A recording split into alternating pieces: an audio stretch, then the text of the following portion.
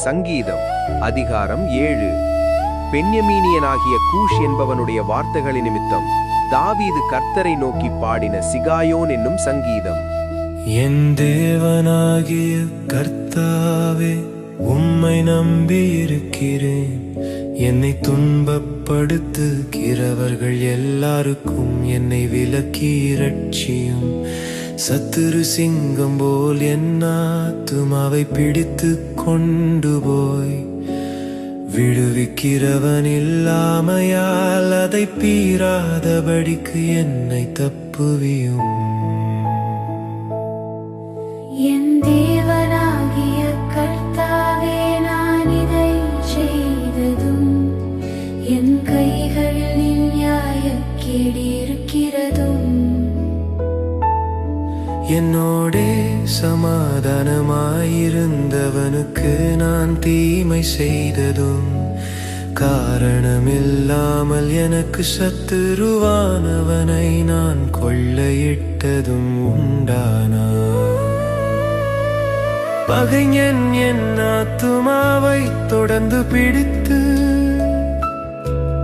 என் பிராணனை தரையிலே தள்ளி மிதித்து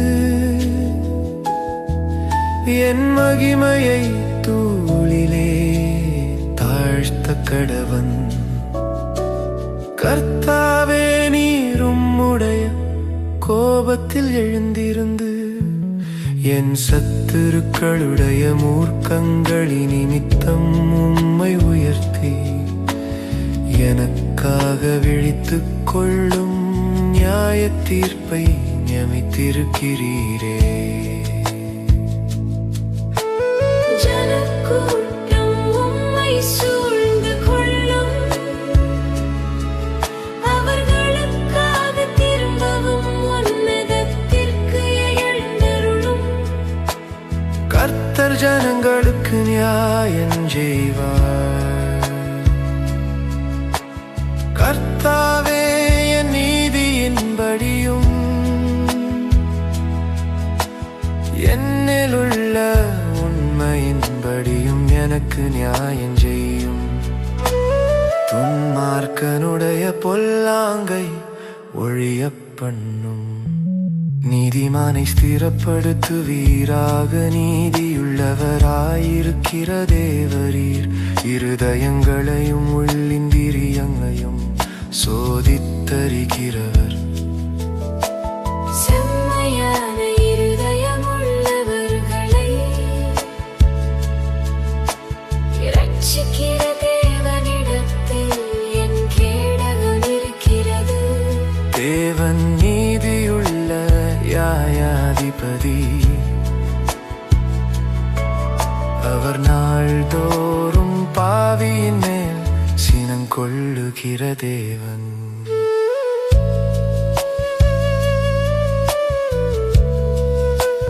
அவன் மனம் திரும்பாவிட்டால் அவர் தம்முடைய பட்டயத்தை கருக்காக்குவார்.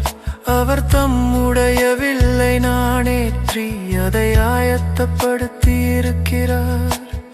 அவனுக்கு மரணாயுதங்களை ஆயத்தம் பண்ணினார். தம்முடைய அம்புகளை அக்கினி அம்புகளாக்கினார். இதோ அவன் அக்கிரமத்தை பெற கற்ப வேதனை படுகிறான். தீவினையை கற்பந்தரித்து பொய்யை பெறுகிறான். குழியை வெட்டி அதை ஆழமாக்கினான். தான் வெட்டின குழியில் தானே விழுந்தான். அவன் தீவினை அவன் சிரசின் மேல் திரும்பும். அவன் கொடுமை அவன் உச்சந்தலையின் மேல் இறங்கும். நான் கர்த்தரை அவருடைய நீதியின்படி துதித்து உன்னதமான கர்த்தருடைய நாமத்தை கீர்த்தனம் பண்ணுவேன்.